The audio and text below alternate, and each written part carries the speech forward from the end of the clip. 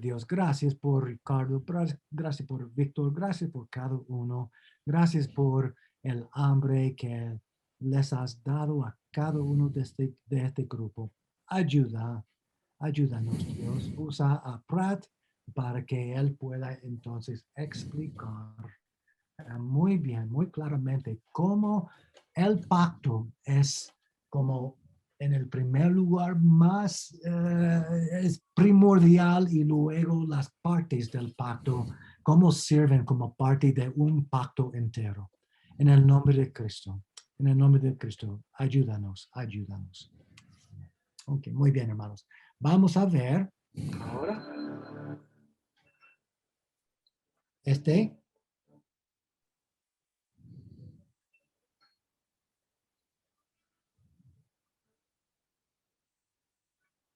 Video.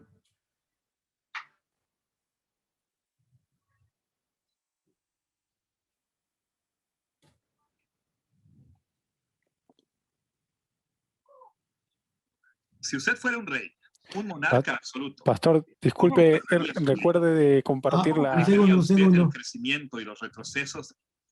Jonathan, hoy Sí. lo que pasó, yo traté de compartir la pantalla, pero me dijo que tuve que esperar hasta que alguien me pudiera, o sea, invitara. So, hoy, aleluya, me acordé. Vamos. Oh, muy bien, gracias, hermano, gracias. De su reino, ¿cómo manejaría a sus amigos y a sus enemigos fuera de su imperio? ¿Y cómo trataría usted a los traidores y a los sirvientes fieles dentro de su reino? Estas son buenas preguntas para hacérnoslas mientras estudiamos el Antiguo Testamento. Después de todo, el Antiguo Testamento presenta a Dios como el Rey divino que está construyendo y extendiendo su reino a los confines de la tierra. Su reino tiene una historia larga de adelantos y retrocesos.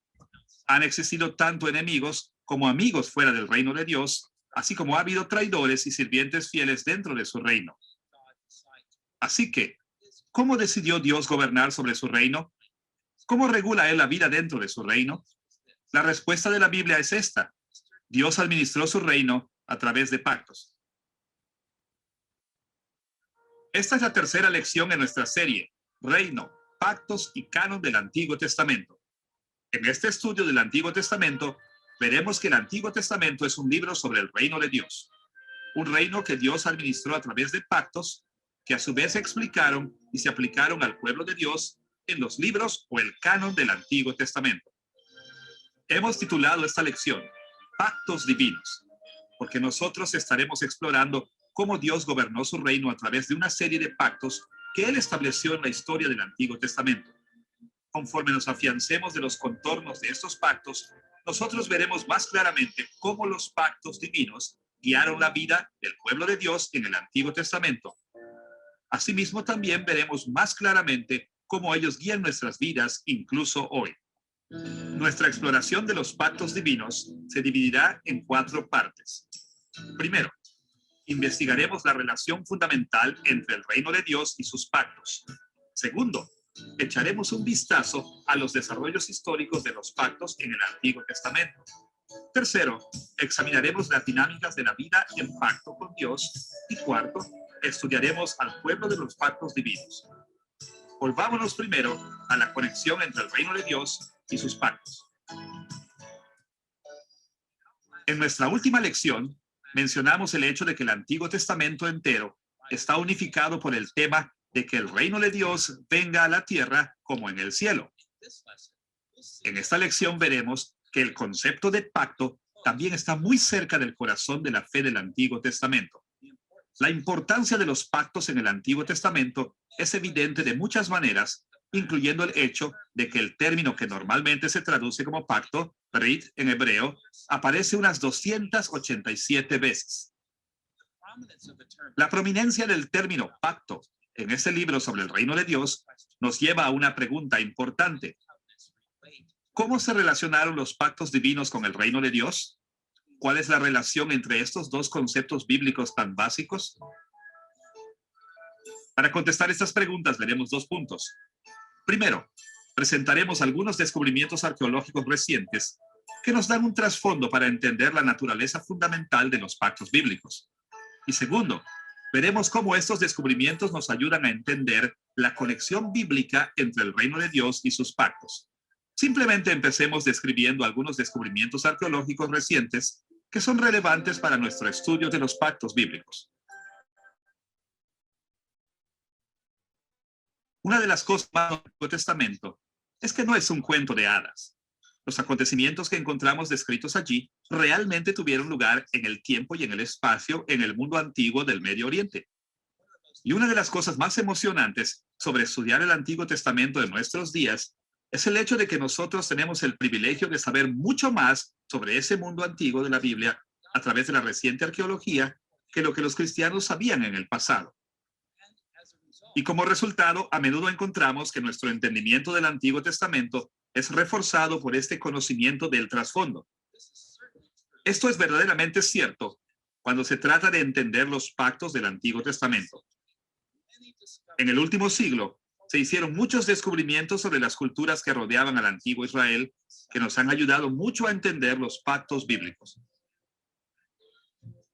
Muchos escritos antiguos diferentes nos ayudan a entender los pactos más a fondo, pero para nuestros propósitos, uno de los descubrimientos más importantes es un grupo de escritos conocidos como tratados imperiales de vasallaje.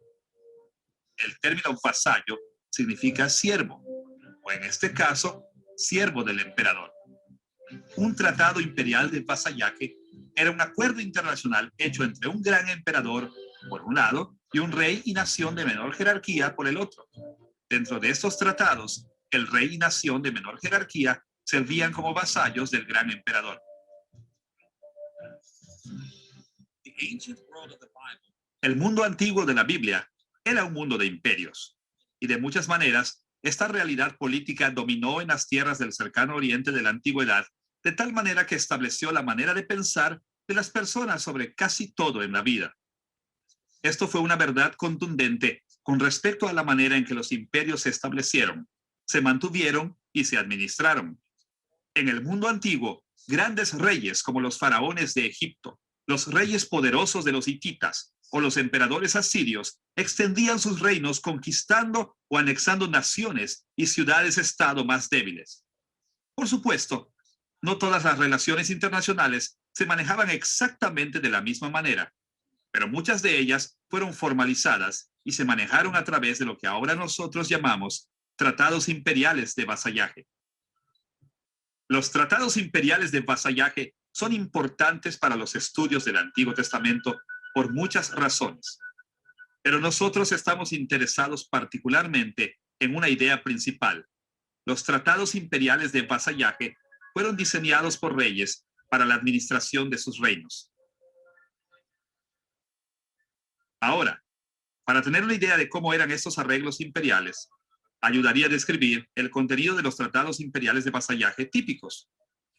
Fuera de pocas excepciones, los rasgos formales de estos tratados antiguos siguieron un modelo triple predecible. Primero, los tratados fueron introducidos por un enfoque en la benevolencia real, el favor que el emperador había mostrado a sus vasallos. Ellos empezaron con un preámbulo en el que el rey se identificó él mismo como glorioso, un rey digno de alabanza. Y en ciertas fases en la historia, el preámbulo fue seguido por un prólogo histórico en el que el rey describió muchas cosas buenas que él había hecho para las personas. La segunda gran porción de los tratados imperiales de vasallaje se enfocó en el requisito de lealtad vasalla. Expusieron los tipos de obediencia requeridos de los vasallos del emperador. Se desplegaron listas de reglas y normas para explicar cómo se esperaba que los vasallos vivieran bajo el dominio del imperio. La tercera gran porción de los tratados imperiales de vasallaje llamó la atención a las consecuencias de lealtad y deslealtad de los vasallos. Se les prometieron grandes bendiciones o premios a los siervos fieles, pero a los siervos infieles se les amenazó con maldiciones o diversos castigos de parte de sus emperadores. Ahora, también aparecen otros elementos en estos tratados. Por ejemplo, se constituyó la provisión para mantener seguro el documento del tratado y se pedía la ayuda de testigos divinos para vigilar que ambas partes de los tratados los cumplieran. Pero el corazón de la relación emperador-vasallo puede ponerse de esta manera. Los grandes reyes expresaron su benevolencia hacia reyes y naciones vasallas de menor jerarquía.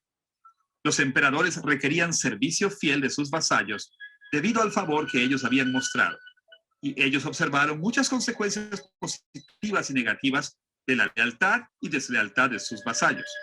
Como veremos, estos tres rasgos centrales de los tratados imperiales de vasallaje nos ayudarán a entender la naturaleza de los pactos del Antiguo Testamento más claramente y cómo se relacionan con el reino de Dios. Incluyendo el... Disculpen, hermanos, sí, rápido.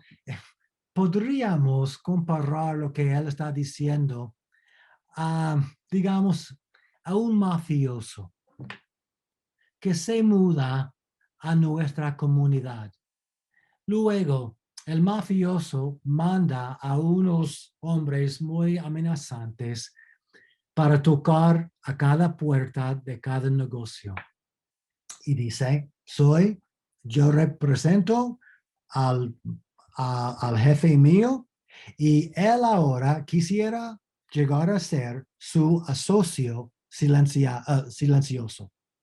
Ahora, yo él tiene la expectativa de que tú te ganas digamos, $1,000 mensual.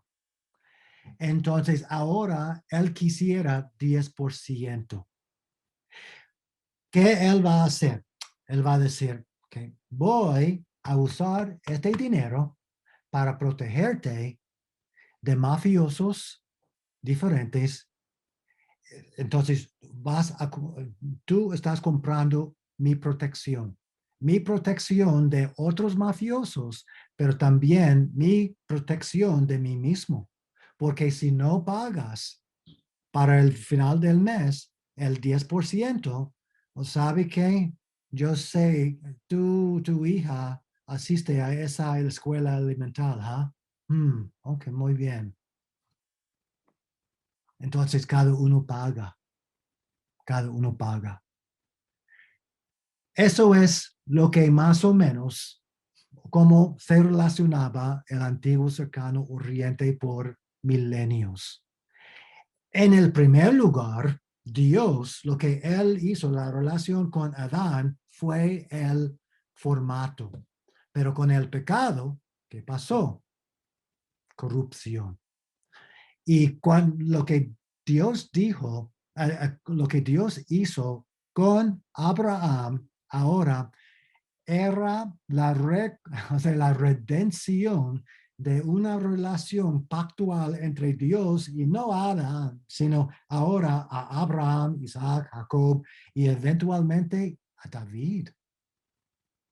Entonces, lo que Dios hizo en el día de Pentecostés fue cumplir. Ahora Jesús, ¿ven? Jesús es el rey escatológico. Y como Dios había bendecido a David por su fidelidad al pacto, ahora Dios cumple en Cristo. Muy bien, vamos a seguir. ¿Qué pasó? Ay, por favor. Usted puede ver que en Isaías Lo siento. Oriente. Y es que, según Disculpen, hermanos.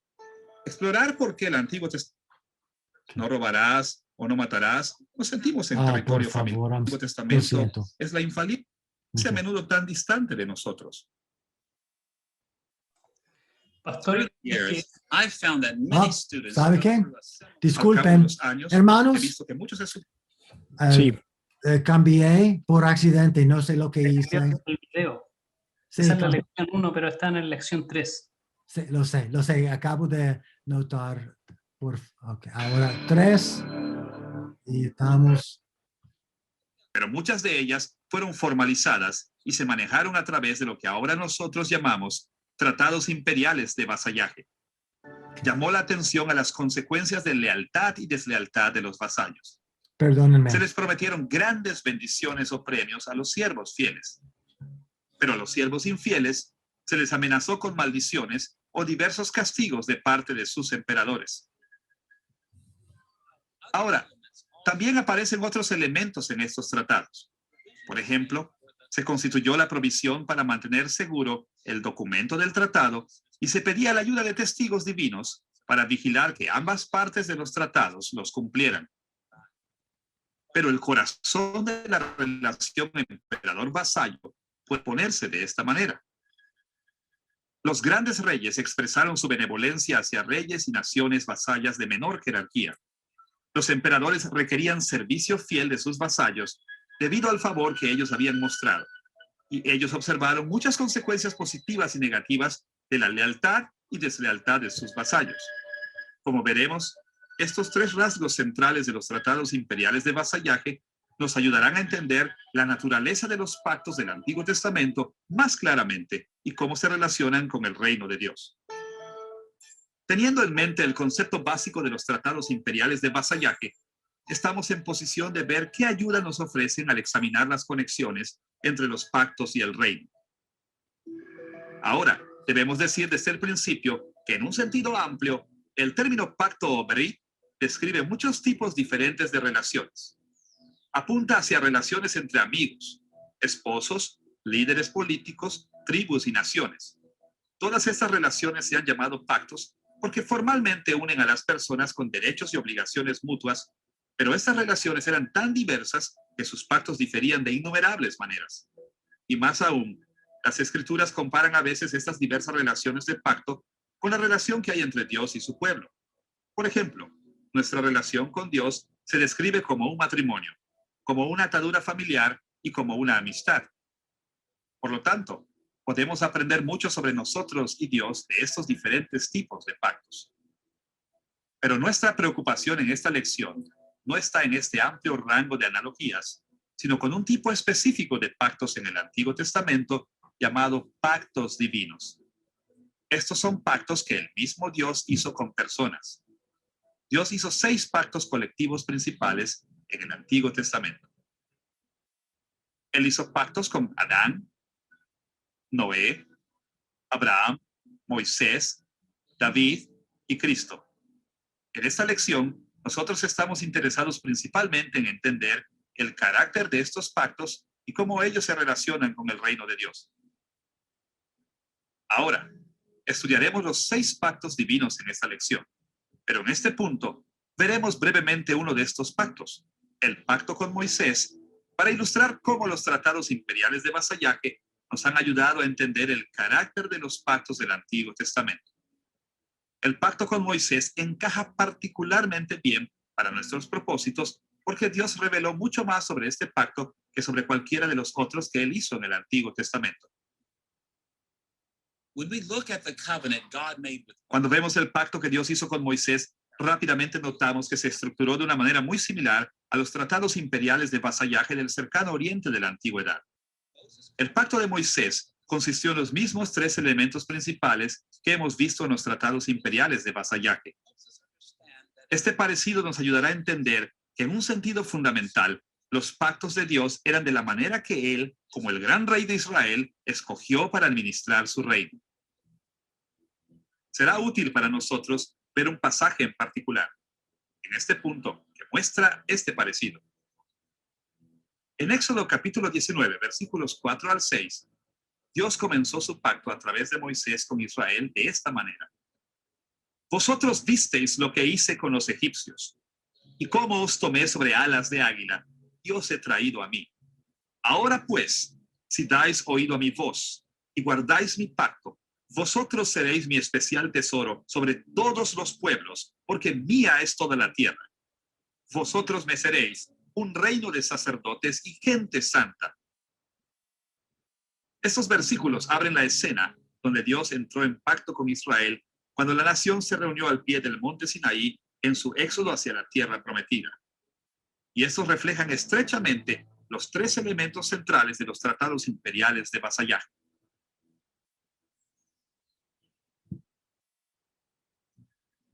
Hay que pausar cuidadosamente. Hermanos, es muy importante Ricardo, es otro punto, mi hermano, donde cuidadosamente necesitamos notar algo de suma importancia. Uno puede leer porque Dios usa la palabra allá, sí, ustedes. Y por ende,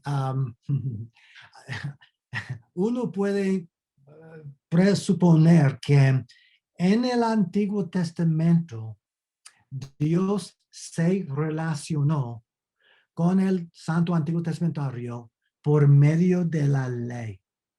Por medio de la ley. Y el Santo Nuevo Testamentario se relacionó por medio o a través de la gracia. Pero antes de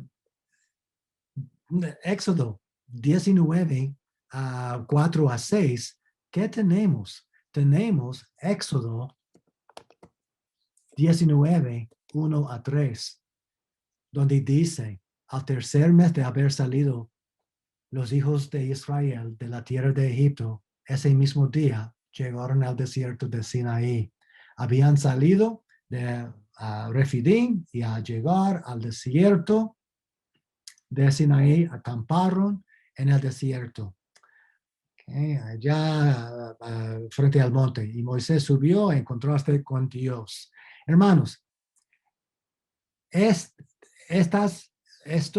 versículos son de suma importancia porque habla de la fidelidad de Dios hacia Abraham, que a salvo llevara a su pueblo a Sinaí, especialmente cuando pensamos en las murmuraciones, etc.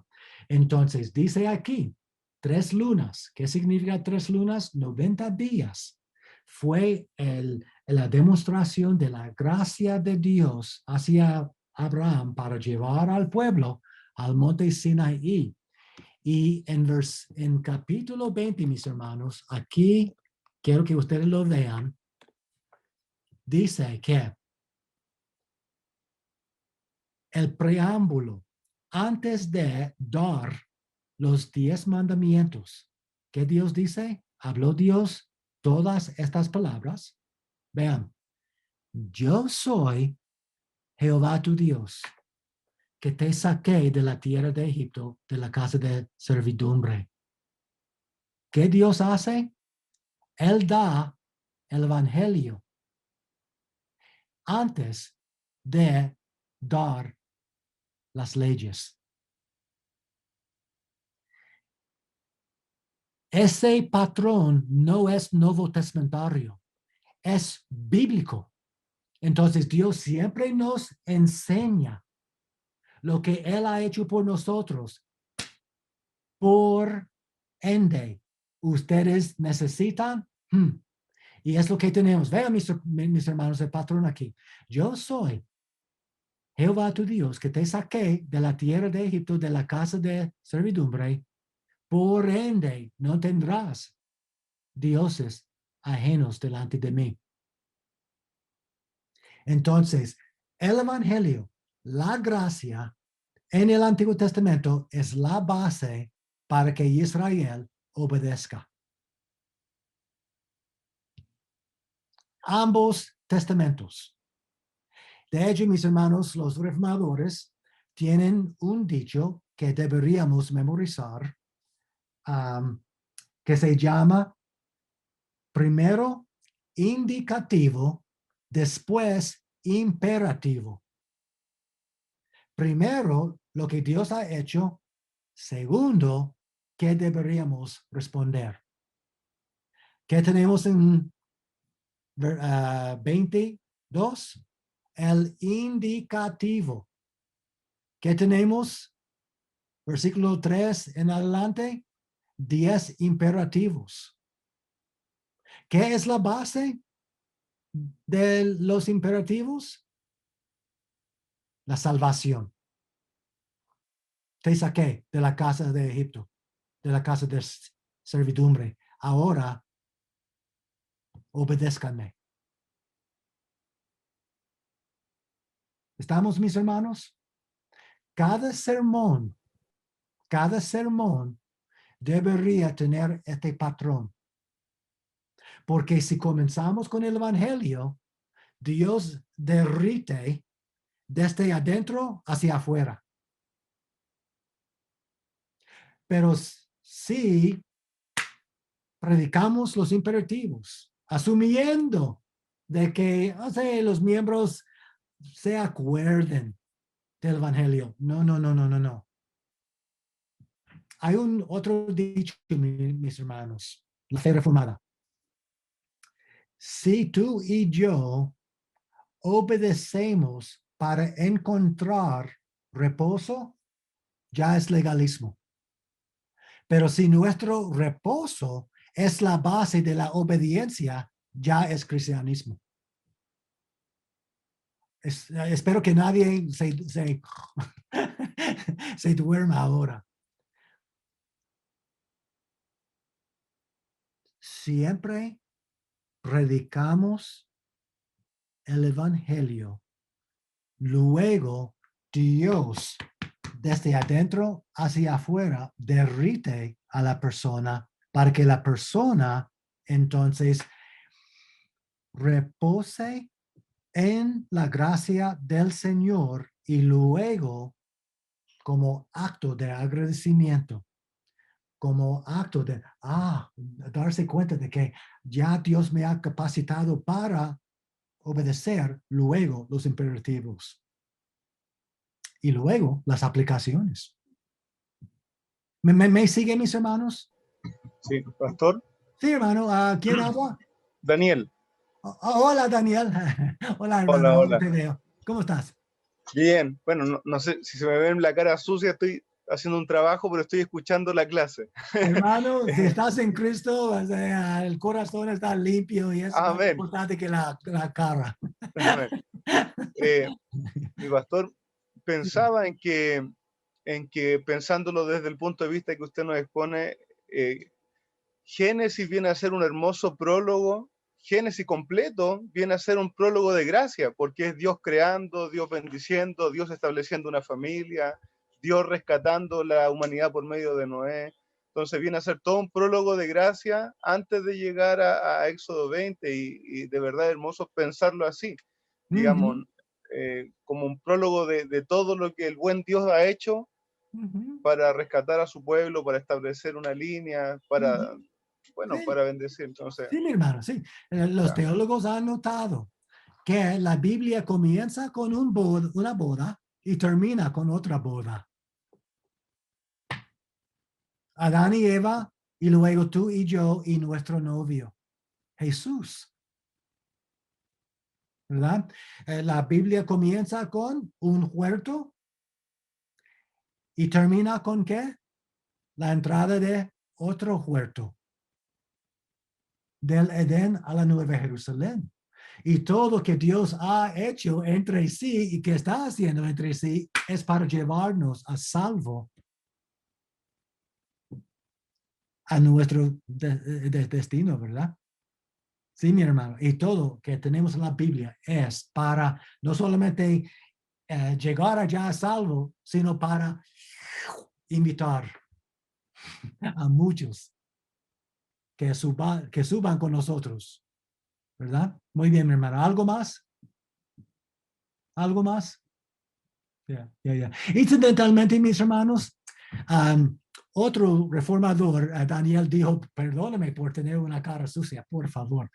Pero eso me llegó a pensar, un calvinista dijo, cuando tú y yo vemos a nosotros mismos en el espejo no nos limpia, solo nos condena. Solo nos enseña dónde estamos sucios. Pero no, el espejo no tiene un dedo para, salir para limpiar donde se encuentra, el polvo. Igual, la ley no tenía la intención de limpiarnos, sino, como Pablo dice, revelar y exponer y enseñar nuestra necesidad de uno que pueda. Es Mesías. ¿Estamos? ¿Estamos? Muy bien. Muy bien.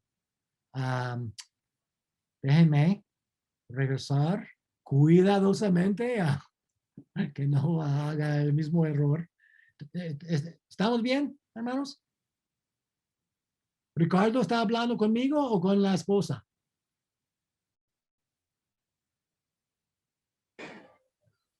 Hola, hermano, ¿estás hablando conmigo? No, pastor, perdón. Estaba hablando con otra persona, perdón. Oh, disculpa. Sigamos. Usted recordará que los tratados imperiales de vasallaje tenían tres cuestiones principales: la presentación de la benevolencia real, el requisito de lealtad vasalla y las consecuencias de lealtad y deslealtad. De una manera muy interesante, las mismas tres cuestiones aparecen en el pacto de Moisés, como se presentaron en Éxodo capítulo 19, versículos 4 al 6. Primero, Dios le recordó a Israel de su benevolencia divina, demostrada cuando Dios en su gracia los libró de la esclavitud en Egipto. Como él dijo en Éxodo capítulo 19, versículo 4, vosotros visteis lo que hice con los egipcios, y cómo os tomé sobre alas de águila, y os he traído a mí. Como los emperadores del cercano oriente de la antigüedad, Dios les recordó a los israelitas que él había sido su rey benévolo. Él había hecho cosas grandes al librar a Israel de Egipto, y estaba en el contexto de su benevolencia hacia su pueblo el hecho de que se ofreció a entrar en un pacto con ellos. Segundo, Dios pidió lealtad humana hacia él. Observe de nuevo en Éxodo capítulo 19, versículo 5. Ahora pues, si dais oído a mi voz y guardáis mi pacto, vosotros seréis mi especial tesoro sobre todos los pueblos, porque mía es toda la tierra. Como los emperadores del cercano oriente de la antigüedad, Dios pidió lealtad de sus vasallos humanos. Aunque el pacto de Moisés estaba basado en la misericordia de Dios y no en las buenas obras humanas, aún así, Dios les pidió a sus siervos que fueran fieles. Y la ley de Moisés reveló muchas de las maneras en que ellos debían mostrar su lealtad. Se esperaba que las personas obedecieran las normas del pacto. Tercero, el pacto de Moisés también trajo consigo consecuencias de la lealtad y deslealtad del pueblo de Dios. Este elemento se expresa claramente en Éxodo capítulo 19, versículos 5 y 6. Ahora pues, si dais oído a mi voz y guardáis mi pacto, vosotros seréis mi especial tesoro sobre todos los pueblos, porque mía es toda la tierra. Vosotros me seréis un reino de sacerdotes y gente santa.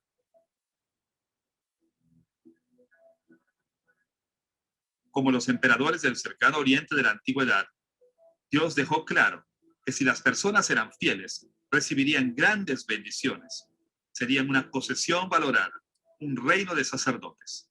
Y por consecuente, si eran infieles, no recibirían esta gran bendición, mas por el contrario, se maldecirían. Así que, vemos que el modelo triple de tratados imperiales de vasallaje aparece en el pacto de Dios con Moisés.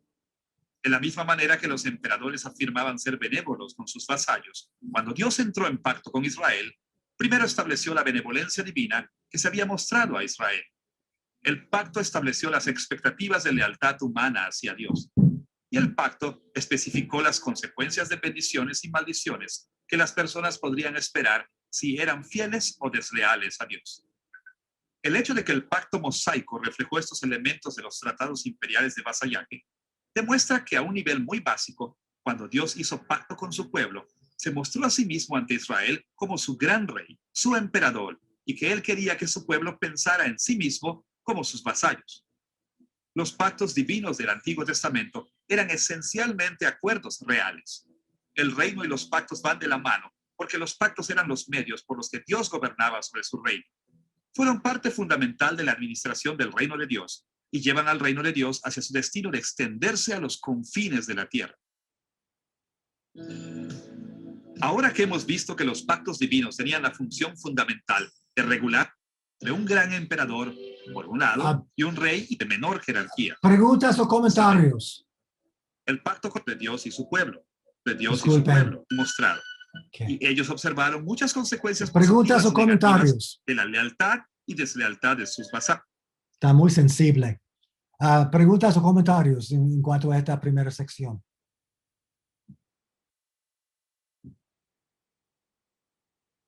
¿Nada de su parte?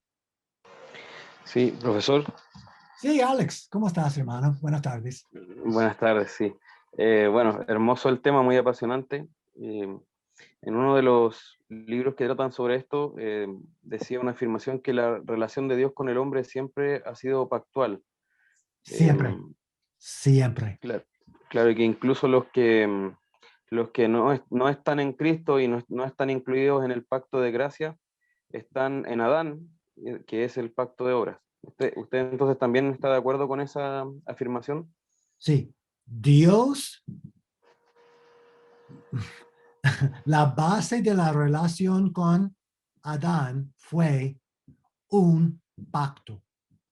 Now, hermanos, el nombre pacto no se menciona como Pratt dice en otra ocasión. Es decir, que muchos dicen, mira, la palabra pacto no se menciona en capítulo 1 o 2. Ustedes están imponiendo su teología, unos dicen, pero no realmente, mi hermano, porque ¿qué dice Osea? Osea 6:7. Y Israel, durante la época, el final de la época de la nación de Israel, poco antes de 722 antes de Cristo. Osea, un profeta norteño, dijo, pero ellos, ¿cuál Adán? Violaron el pacto. Allí han pecado contra mí. ¿Ven? Now, ¿por qué Moisés no usó la palabra pacto en Génesis? Porque todo el mundo estaba empapado en pactos. Pactos.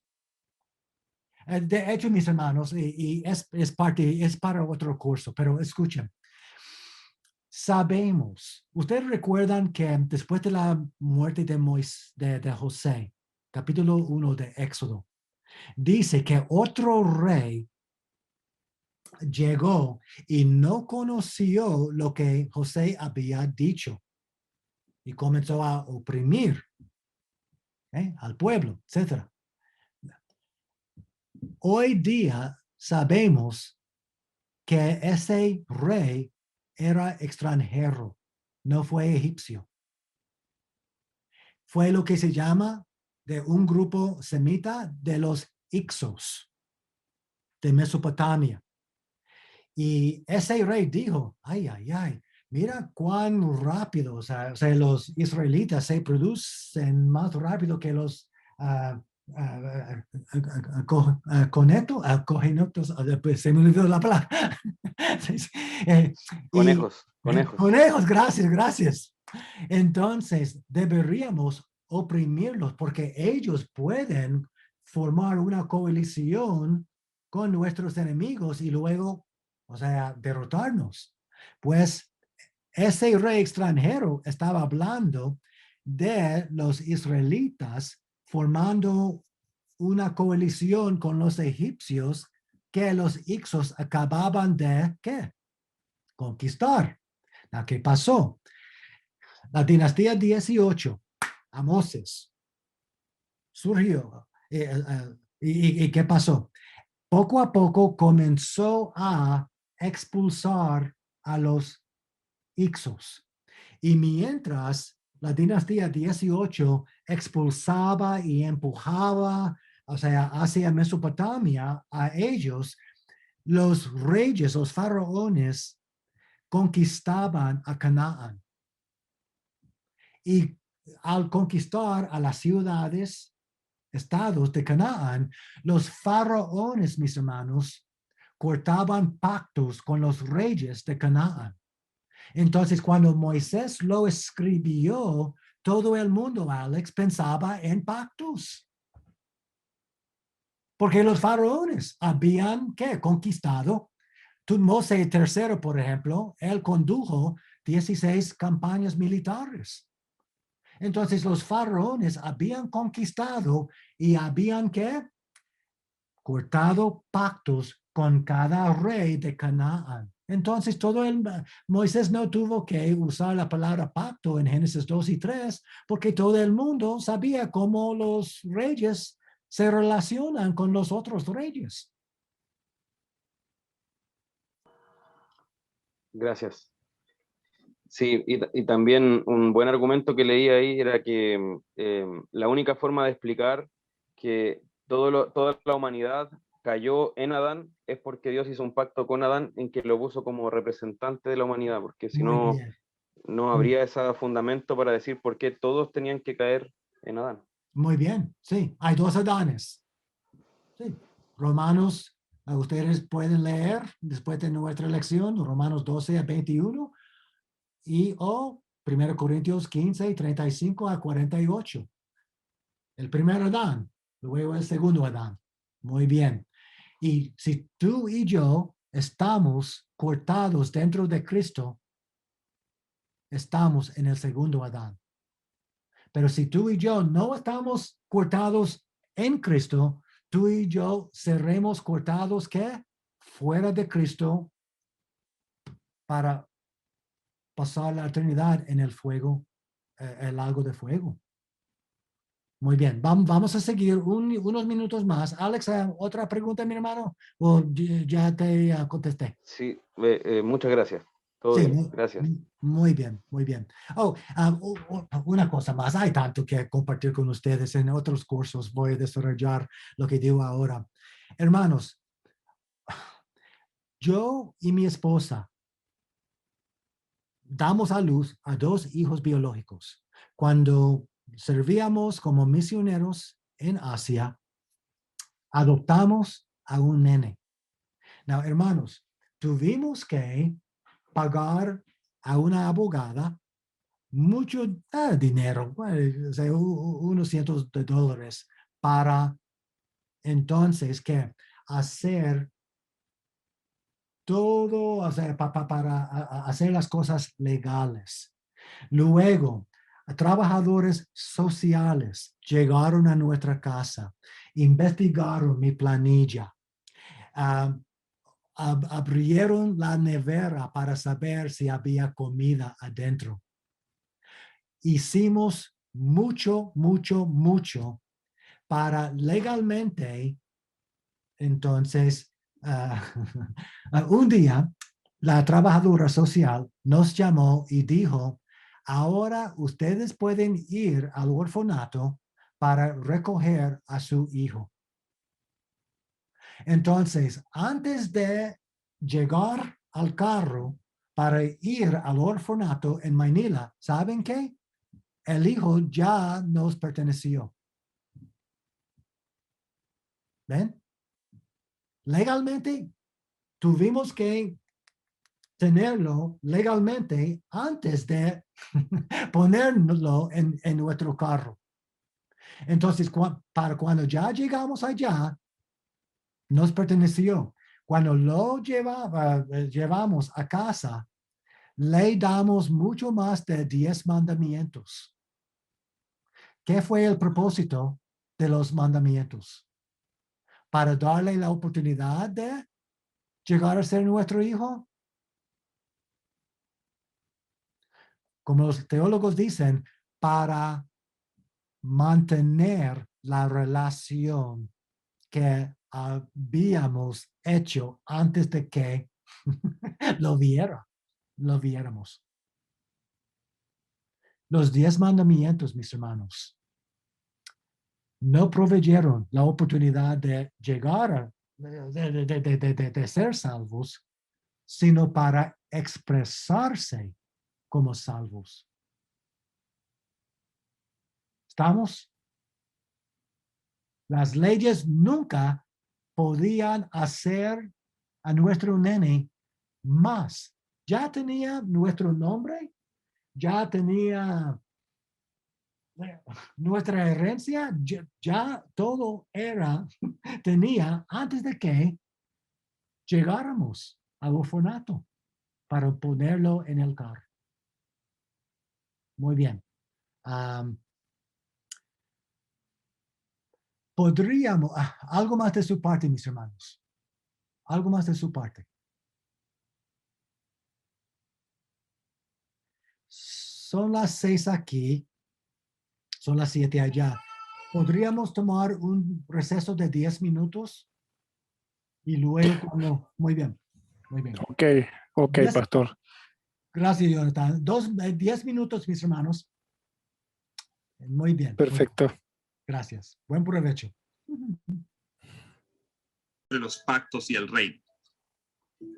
Ahora, debemos decir desde el principio que en un sentido amplio, el término pacto o brit describe muchos tipos diferentes de relaciones. Apunta hacia relaciones entre amigos, esposos, líderes políticos, tribus y naciones.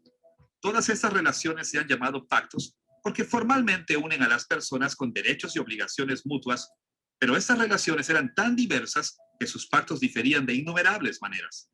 Y más aún, las Escrituras comparan a veces estas diversas relaciones de pacto con la relación que hay entre Dios y su pueblo. Por ejemplo, nuestra relación con Dios se describe como un matrimonio, como una atadura familiar y como una amistad. Por lo tanto, podemos aprender mucho sobre nosotros y Dios de estos diferentes tipos de pactos. Pero nuestra preocupación en esta lección no está en este amplio rango de analogías, sino con un tipo específico de pactos en el Antiguo Testamento llamado pactos divinos. Estos son pactos que el mismo Dios hizo con personas. Dios hizo 6 pactos colectivos principales en el Antiguo Testamento. Él hizo pactos con Adán, Noé, Abraham, Moisés, David y Cristo. En esta lección, nosotros estamos interesados principalmente en entender el carácter de estos pactos y cómo ellos se relacionan con el reino de Dios. Ahora, estudiaremos los 6 pactos divinos en esta lección, pero en este punto veremos brevemente uno de estos pactos, el pacto con Moisés, para ilustrar cómo los tratados imperiales de vasallaje nos han ayudado a entender el carácter de los pactos del Antiguo Testamento.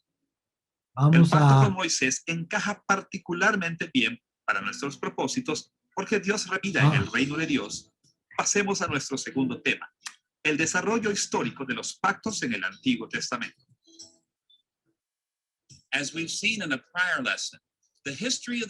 Como lo hemos visto en una lección anterior, la historia del reino de Dios en el Antiguo Testamento era compleja. El reino de Dios pasó por muchos periodos o épocas diferentes mientras se dirigía hacia la meta de alcanzar la tierra entera.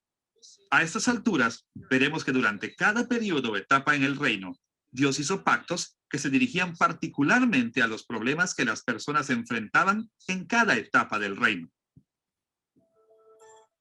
Hay muchas maneras en las que podríamos manejar la historia de los pactos divinos en el Antiguo Testamento. Analizaremos esta historia en 3 etapas principales. Primero, los pactos universales. Segundo, los pactos nacionales. Y tercero, el nuevo pacto. Como ya lo hemos mencionado, hay 6 pactos divinos principales que abarcan toda la historia del Antiguo Testamento. Los pactos de Dios con Adán, Noé, Abraham, Moisés, David y Cristo. Diremos estos 6 pactos en 3 grupos alineados con la forma en que hemos descrito las fases históricas del reino de Dios en la lección previa. Hablaremos de los pactos universales con Adán y Noé.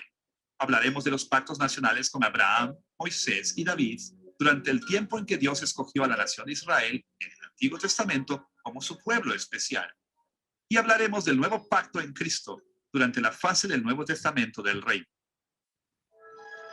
Así que, mientras analizamos los pactos divinos, veremos en cada uno de estos 3 grupos de pactos cómo evolucionaron en la historia del Antiguo Testamento. Veamos primero los pactos universales que Dios estableció durante la historia primigenia. Hablamos de los pactos con Adán y Noé como universales, porque se hicieron entre Dios y toda la humanidad. Durante el período primigenio, cuando estos pactos fueron hechos, Dios no había identificado a Israel todavía como su pueblo especial, por lo que Adán y Noé representaban a todas las personas de cada tribu y nación. Como resultado, lo que a ellos les pasaba impactaba las vidas de cada ser humano que viniera después de ellos. Estos pactos universales suplieron toda necesidad en la administración del reino durante el período primigenio. Aquí fue cuando Dios estableció los acuerdos más básicos que gobernaron su relación con toda la raza humana para siempre. Investigaremos estos pactos universales en orden cronológico. Empezaremos por el pacto con Adán y después veremos el pacto con Noé. Consideremos primero el pacto de Dios con Adán. Como todos sabemos, Adán fue el primer ser humano que Dios creó. Así que cuando hablamos del pacto con Adán, nos estamos refiriendo al período más antiguo de la historia humana que nos podamos imaginar. Y no nos sorprende cuando encontramos que las enseñanzas de la Biblia sobre el pacto de Adán se enfocan en algunas de las dimensiones más básicas o fundamentales de la vida humana.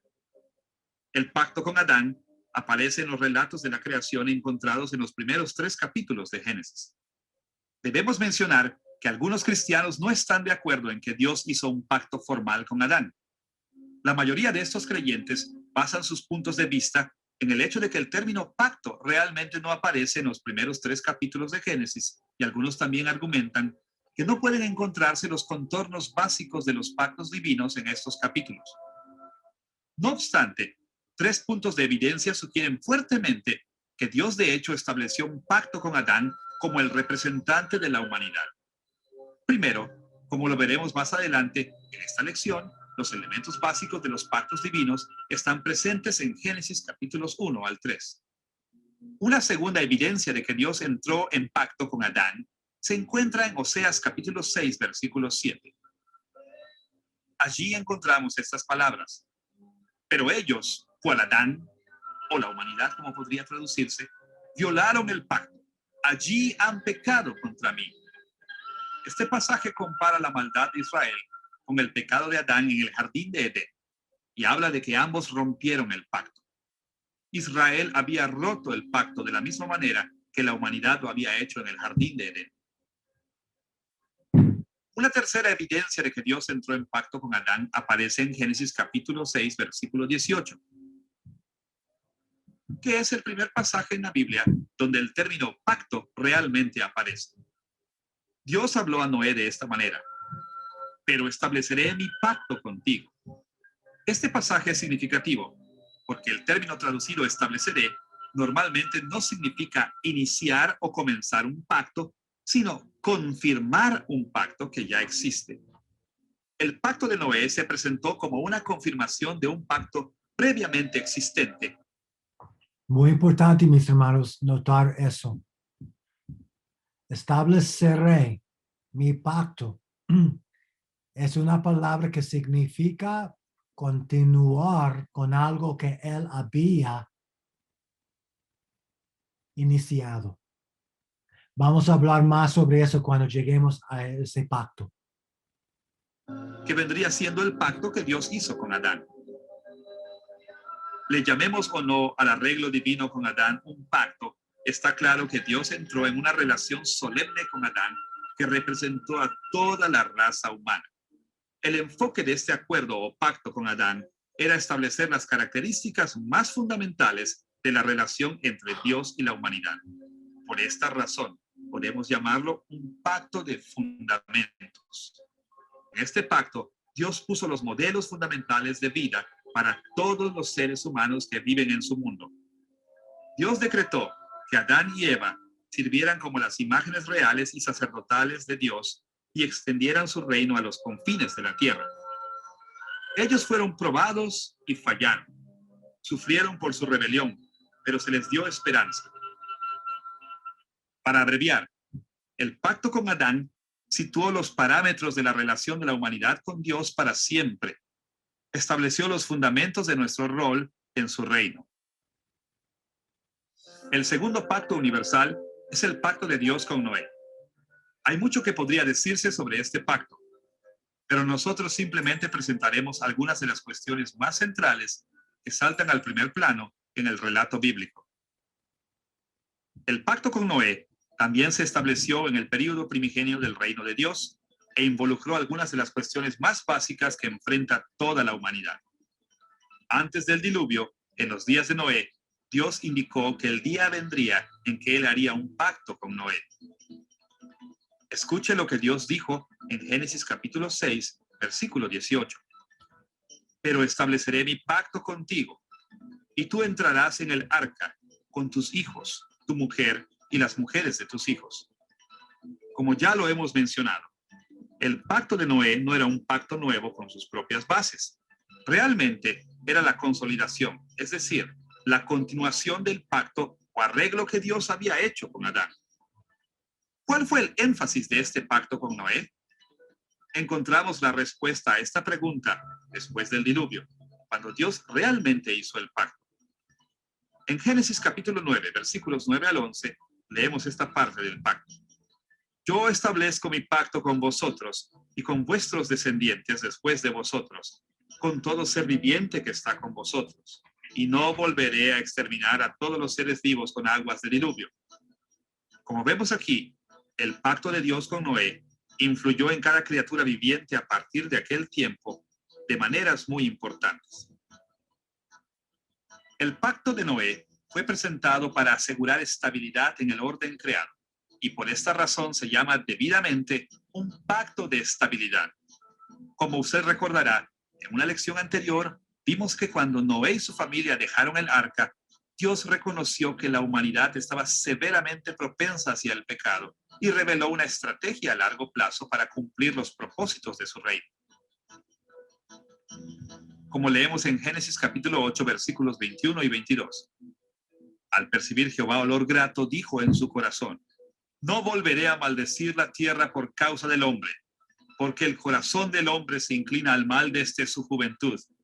Ni volveré a destruir todo ser viviente como he hecho. Mientras la tierra permanezca, no cesarán la sementera y la siega, el frío y el calor, el verano y el invierno, el día y la noche. Para asegurar esta estrategia, Dios estableció su pacto con Noé y prometió que la naturaleza permanecería estable para que la raza humana pudiera alcanzar su destino en este mundo caído. Este pacto universal, como el pacto con Adán, estableció estructuras básicas para la existencia humana que aplican a todas las personas en todos los lugares y tiempos. Ahora que hemos visto cómo Dios estableció el orden básico de su reino y aseguró sus propósitos del reino a través de los pactos con Adán y Noé. ¿Preguntas, hermanos? ¿Algo?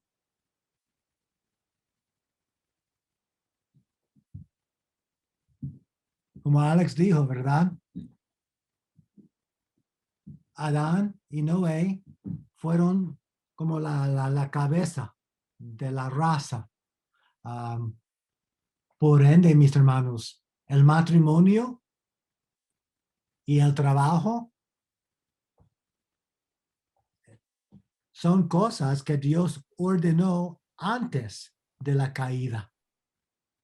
Cada sociedad tiene un concepto.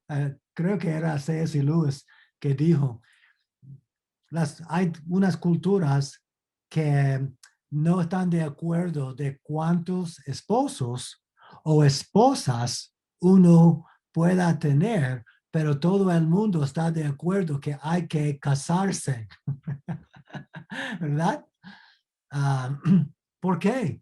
Dios lo quemó en nuestro ser. Y sabemos.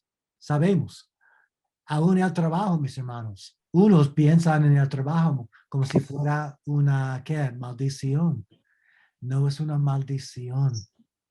Es una bendición. Lo que pasó es debido a la maldición adánica.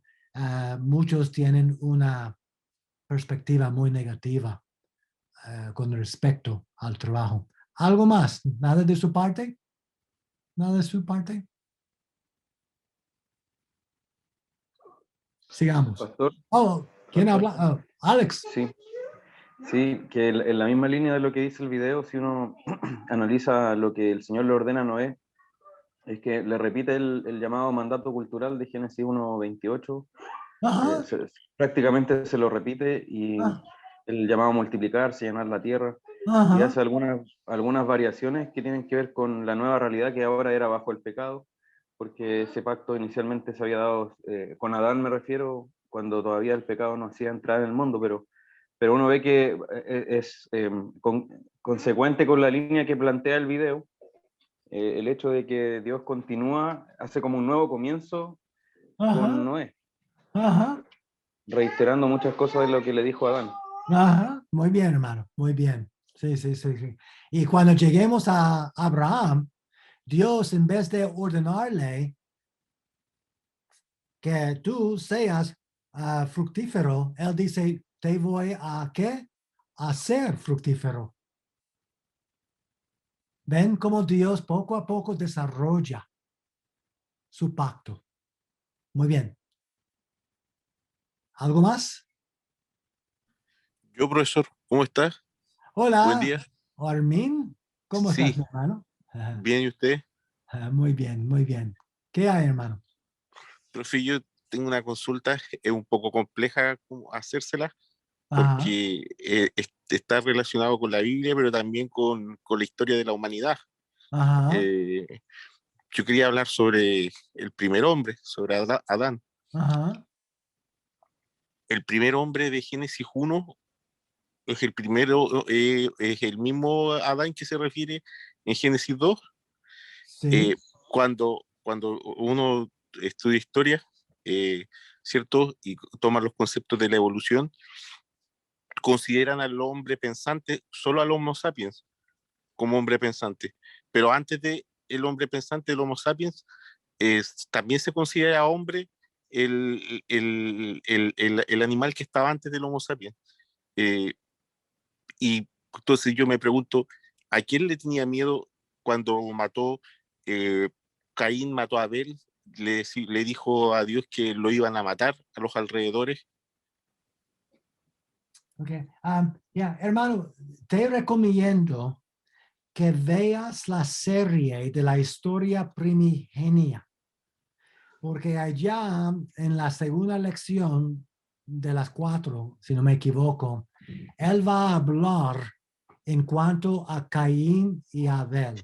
Now, Adán fue la cabeza de nuestra raza. Caín y Abel fueron del linaje de Adán, pero en ese video él va a hablar.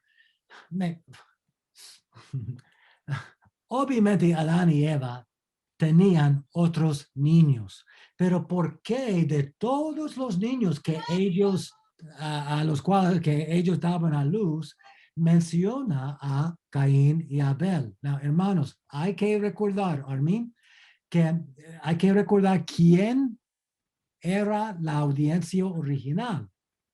¿Qué generación fue la primera en leer de Génesis 1, 2, 3, etcétera? Fue la generación de Moisés.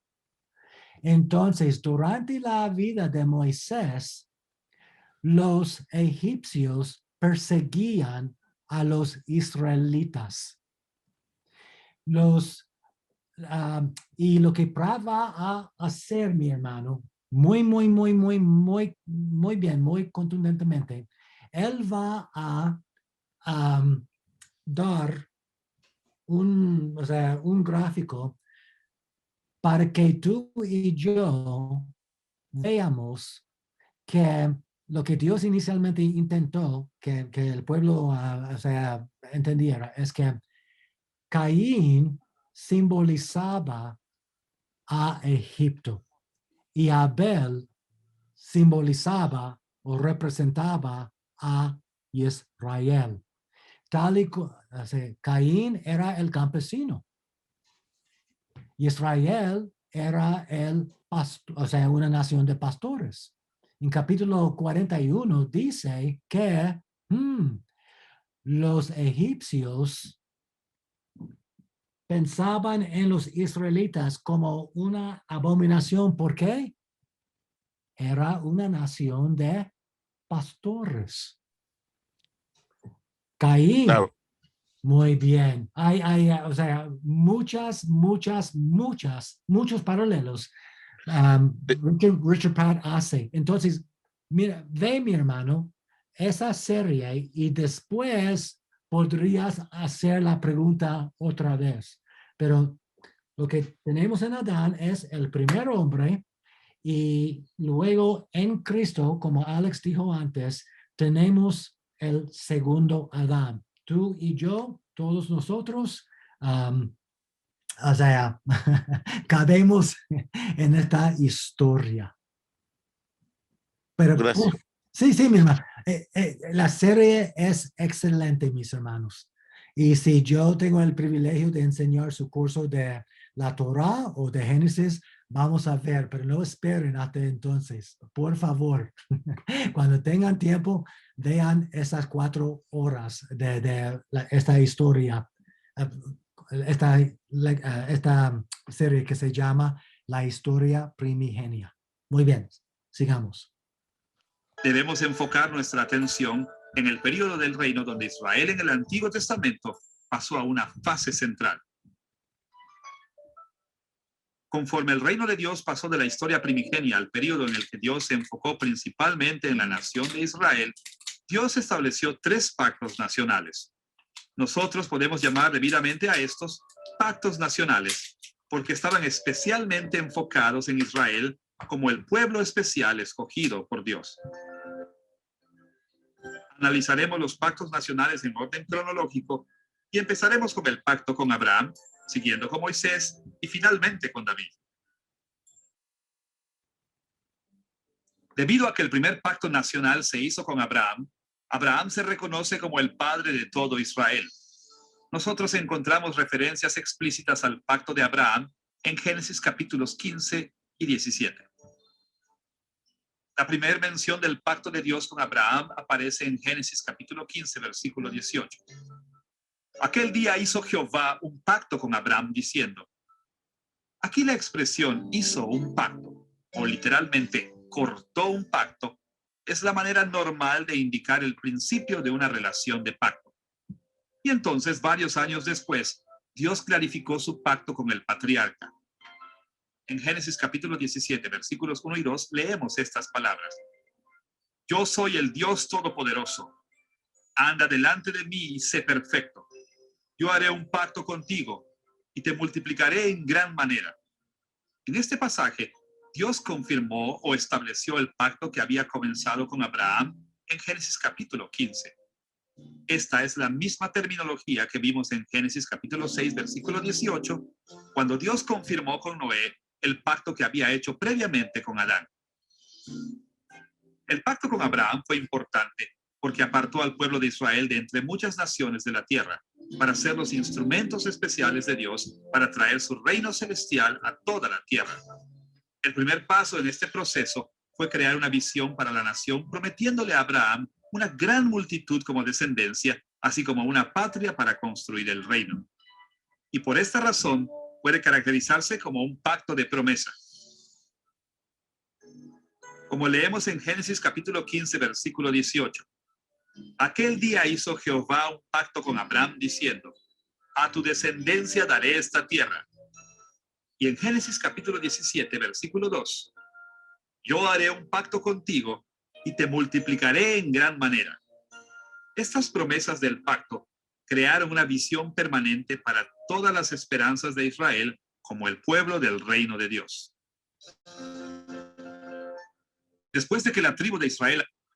Hermanos, rápido quiero atar lo que dije ayer o anteayer con lo que él está diciendo ahora. Cuando vemos la palabra, él hizo un pacto.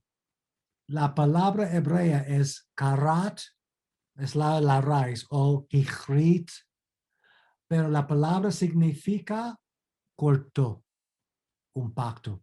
Now, recuerdan otra vez, mis hermanos, ustedes recuerdan que Abraham, Dios le ordenó que él recogiera y degollara muchos animales y luego que los separaran en ambos lados de un sendero. ¿Por qué? Porque con los pactos antiguos, ellos cortaban, otra vez, los animales, degollaban los animales. Luego, ambos, por ejemplo, un rey conquistador y luego un rey derrotado, pasaban entre los pedazos degollados y cada uno decía, yo juro, si no cumplo mi obligación pactual, que yo sea tan mutilado como los pedazos degollados. Cada uno juraba por su propia sangre. En el caso de Abraham, él lo puso a dormir. ¿Por qué? Porque Abraham no podría cumplir o sea, con integridad perfecta sus obligaciones, ¿verdad?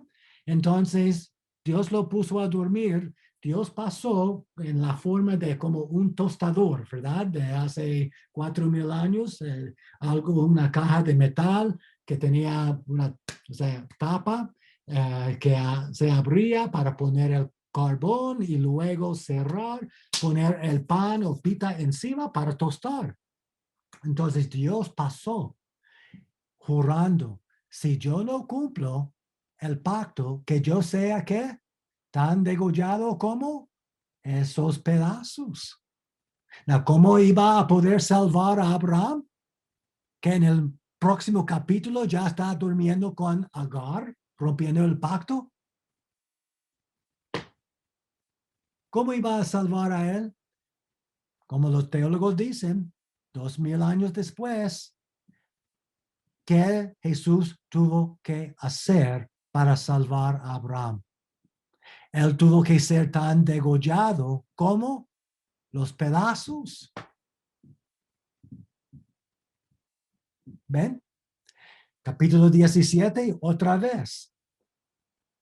En cuanto a la expresión del pacto, circuncidarse, identificar el prepucio y tratar el prepucio, declarar el prepucio como inmundo, representando la inmundancia, ¿verdad? Disculpen, se me olvidó la palabra. Entonces, Inmundicia. gracias, inmundicia. Luego, ¿qué tenían que hacer? Cortar la inmundicia y echarle fuera del, ¿qué? Del acampamento santo. Y entonces el prepucio, ¿qué? Entonces representaba la inmundicia. Y lo que aún, hermanos, con el cortar el prepucio en la cruz, Jesús no fue tratado como si fuera un prepucio, no fue mutilado, no fue cortado y luego puesto fuera del acampamento, ¿verdad? Entonces, otra vez, como dije, citando a unos teólogos, antes de ser cortado, Abraham solo podía engendrar, dar a luz al hijo del ¿qué? De la carne, de la ley, como Gálatas 4 dice. Pero después de podar la viña, ya podía dar a luz hijos milagrosos, o sea, Isaac. ¿Ven? Y entonces, el podar la viña, entonces iba a producir hijos espirituales. Muy bien. Ahora até ese nudo. ¿Una pregunta o comentario al respecto antes de continuar? Algo de su parte, mis hermanos. ¿Nada? Muy bien. Seguimos. Él había emigrado a Egipto y había sufrido allí esclavitud. Dios los trajo a una segunda fase del pacto nacional, el pacto con Moisés. El pacto con Moisés estaba estrechamente unido al pacto con Abraham y en muchos aspectos iba más allá del pacto abrahámico. Moisés no se veía a sí mismo comenzando algo totalmente nuevo. Al contrario, frecuentemente Moisés recurrió al pacto con Abraham como la base de su propio trabajo del reino. Escuche la manera en que Moisés intercedió ante Dios en nombre de la nación en Éxodo capítulo 32, versículo 13. Acuérdate de Abraham, de Isaac y de Israel, tus siervos, a los cuales has jurado por ti mismo y les has dicho: yo multiplicaré vuestra descendencia como las estrellas del cielo, y le daré a vuestra descendencia toda esta tierra de que os he hablado, y ellos la poseerán como heredad para siempre. El pacto nacional con Moisés no era un pacto nuevo que reemplazó el pacto con Abraham. Más bien, se construyó a la par y en armonía con el pacto nacional que Dios había hecho previamente con Israel por medio de Abraham. Encontramos el primer registro de Dios entrando en pacto con Israel a través de Moisés, en Éxodo capítulo 19 hasta el capítulo 24. Mientras Dios iba incorporando las 12 tribus al pie del monte Sinaí, también estaba formándolos en una nación, un pueblo políticamente unificado. Aunque hubo reglas y leyes para el pueblo de Dios antes del tiempo de Moisés, como en cada nueva nación, una de las cosas principales que Israel necesitaba en este momento era un sistema de ley, un cuerpo de leyes para gobernar la vida en la nación. Por lo que Dios le dio a Israel los 10 mandamientos y el libro del pacto para guiar a la nación. Por esta razón, el pacto con Moisés puede llamarse un pacto de ley. De hecho, el pacto de Moisés enfatizó la ley de tal manera que cuando el pueblo de Israel estuvo de acuerdo en entrar al pacto, su compromiso entró directamente como un compromiso con la ley de Dios.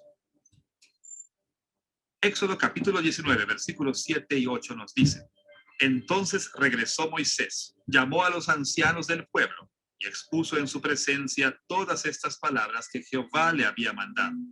Todo el pueblo respondió a una diciendo: haremos todo lo que Jehová ha dicho. Así vemos que el segundo pacto con la nación de Israel fue el pacto con Moisés, un pacto que enfatizó la ley de Dios.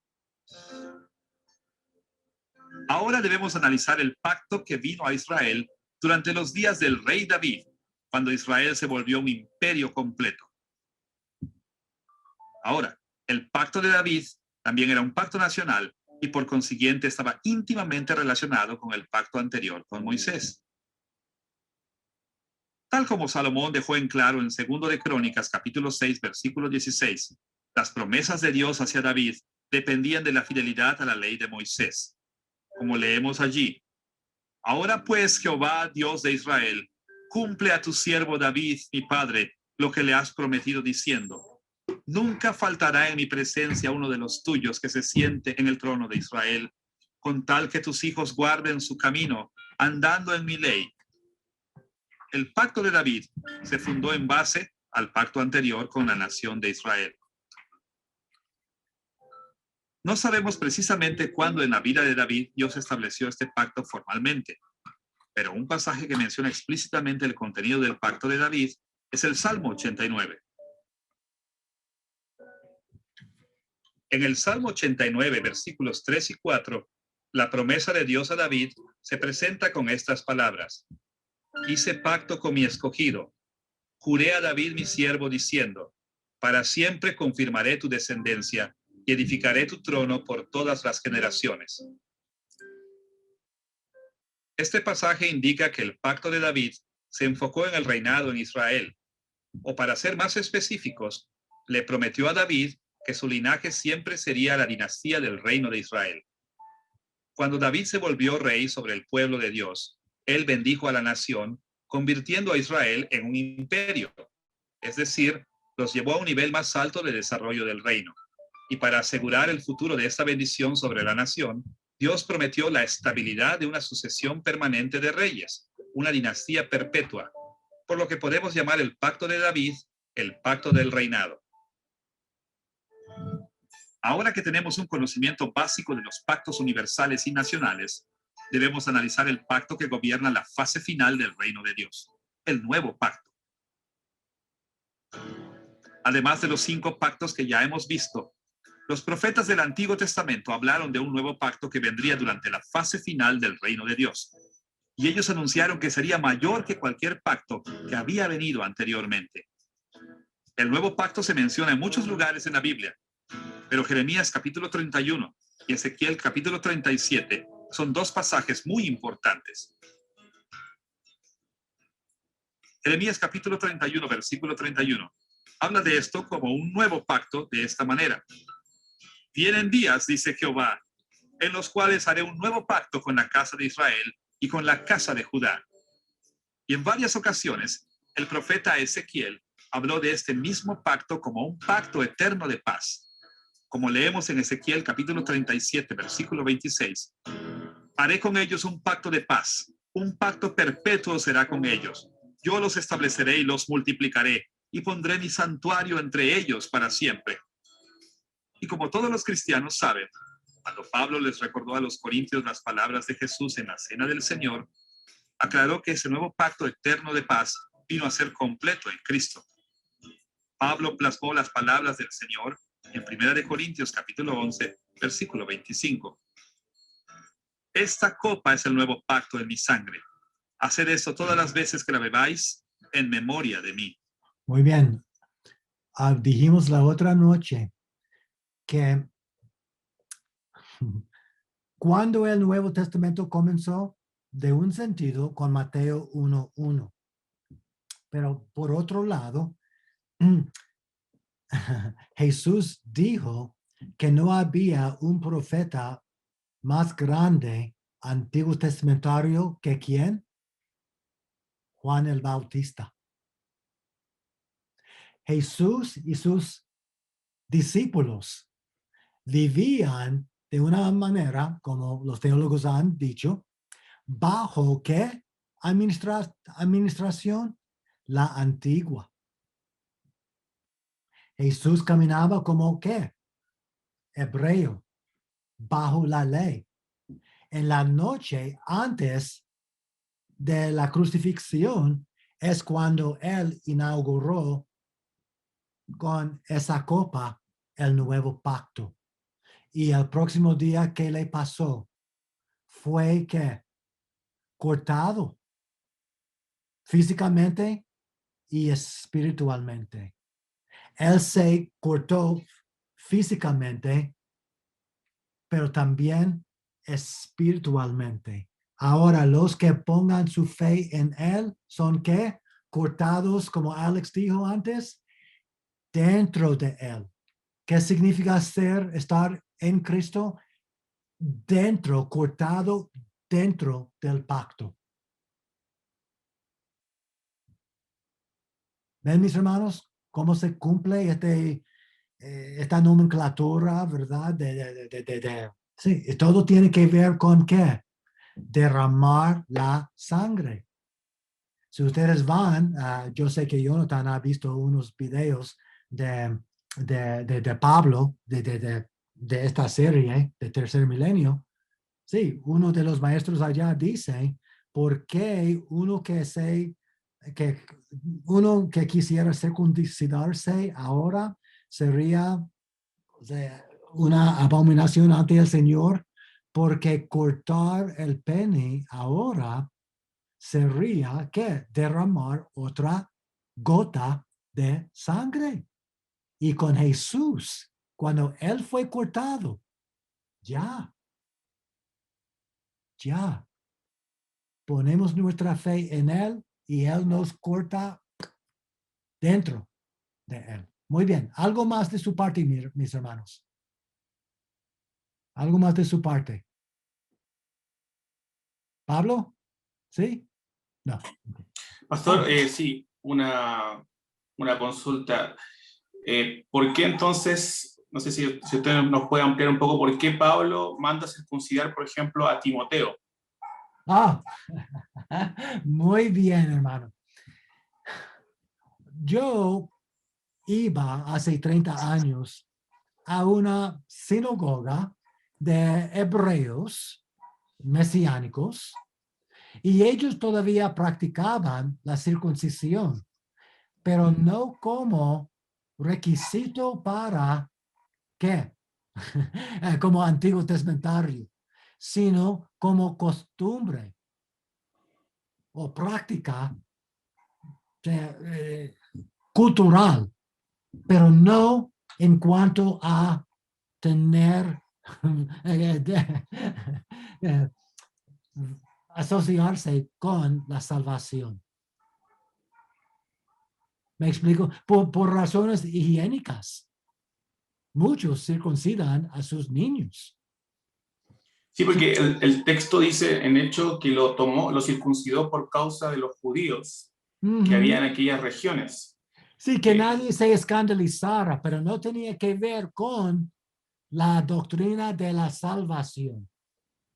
Sí, es que como dijo usted, porque hecho esa frase es muy buena y es determinante, el hecho de que si alguien se circuncida por temas de salvación, por temas del pacto, claro, estoy agregando una gota de sangre más a la sangre que es suficiente, a la sangre que Muy nos limpia de bien, nuestro pecado. muy Entonces, bien. por eso me hacía un poco de ruido eso, pero como usted dice, tiene que ver con un tema cultural ahí y no con un tema de salvación y no volviendo en este caso al antiguo pacto.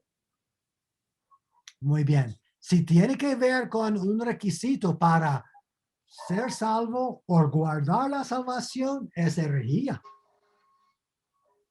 Pero hoy en día muchos hebreos, mi hermano, como ellos nacieron como hebreos y no comían el cerdo, después de, por ejemplo, aceptar a Jesucristo, sigan absteniéndose de cerdo porque para ellos no quisieran, y también para entonces poder invitar a sus ¿qué? Familiares. Si los familiares saben que ellos comen el cerdo, no van a entrar a su casa en muchos casos.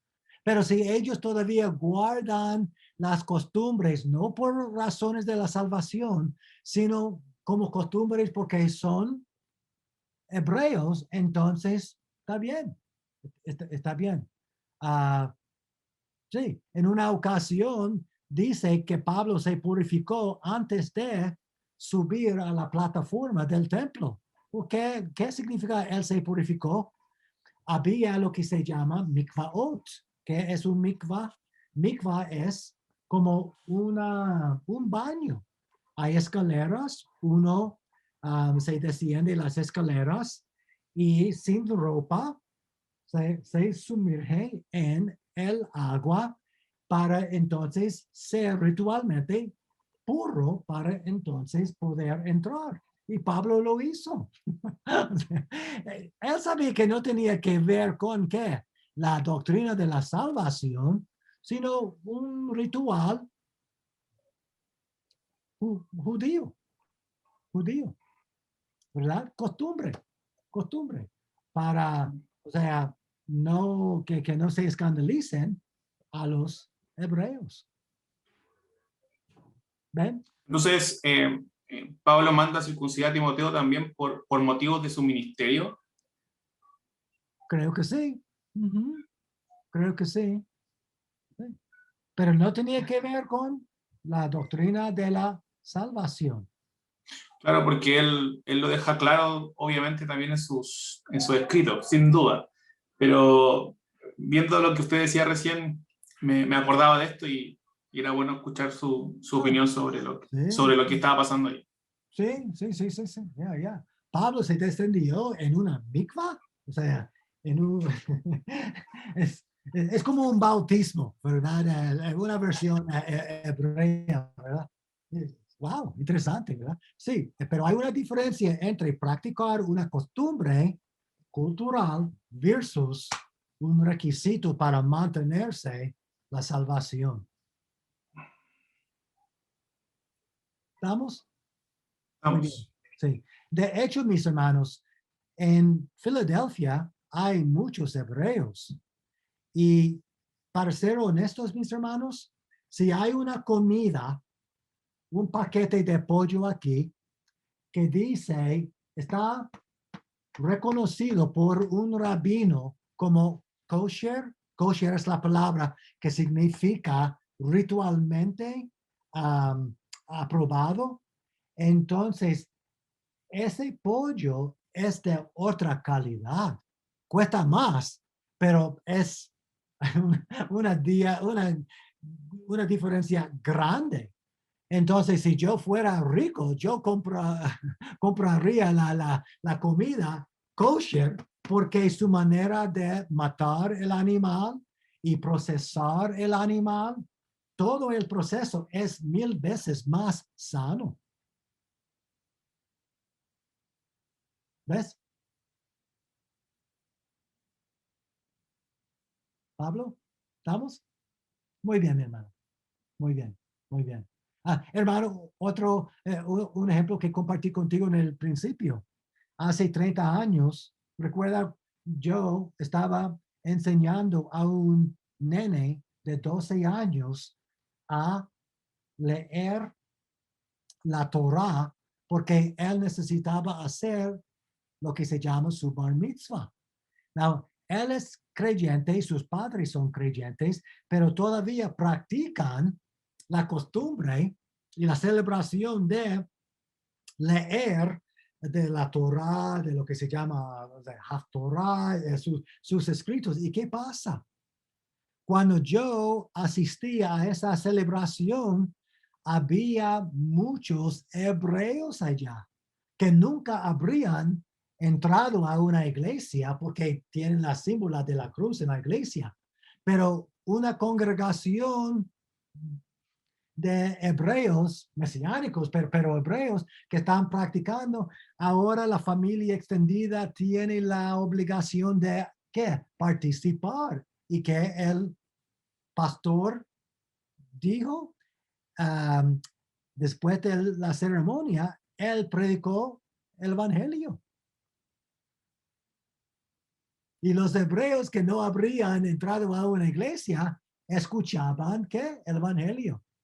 Entonces, práctica, costumbre versus requisitos para la salvación son dos cosas. Y si tiene que ver con el evangelio y la gracia, Pablo dice, no lo hagas. ¿Algo más, Pablo? ¿Algo más de la parte suya, hermanos? ¿Sí? ¿No? Yo recuerdo, como nadie habla, vamos a terminar ahora. Durante esa ceremonia, yo estaba llorando porque había dos israelíes, mujeres, dos israelíes a mi derecha.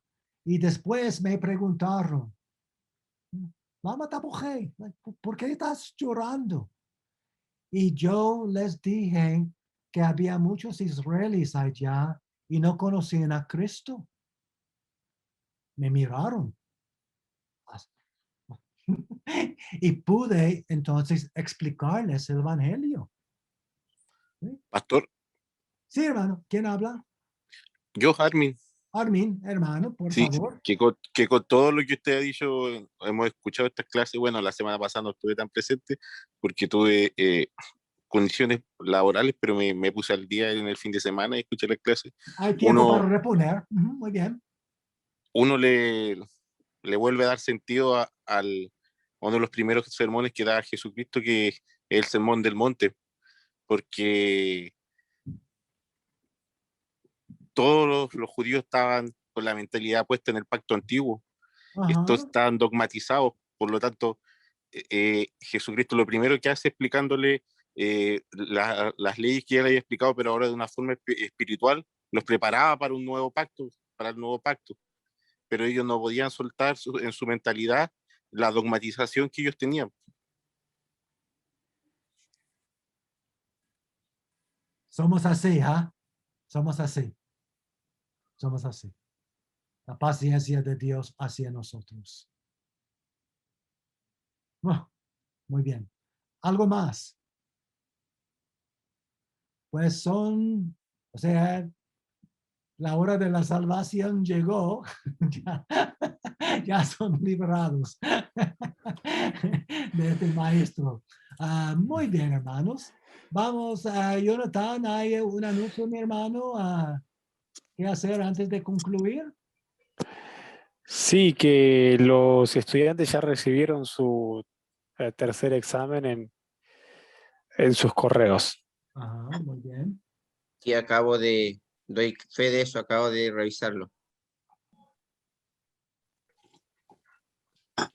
Perfecto. Sí, nada más, pastor, únicamente eso. Muy bien, muy bien. Jonathan, si no hay algo más, ¿podrías orar, mi hermano, para cerrar la sesión? Ok, perfecto. Oremos entonces. Ujú. Padre Celestial, te agradecemos a ti por esta clase, por el día de hoy. Muchas gracias por el profesor. Gracias por todos nosotros, los oyentes de este curso. Gracias te damos, Padre, por Cristo. Gracias porque por Él podemos estar aquí conectados, escuchando, que por Él fuimos convencidos, iniciaste sentenciaste tu obra, Señor, de nuevo pacto en Cristo, en la cruz, nos diste vida nueva, lo aplicaste a través de tu Santo Espíritu en nosotros. Gracias, Padre. Muchas gracias te damos a ti. Te pedimos que fortalezca nuestras fuerzas, que nos des descanso el día de hoy para mañana, que es nuestro última clase que tendremos con el profesor, que fortalezca también la vida del profesor. Te agradecemos en Cristo Jesús. Amén.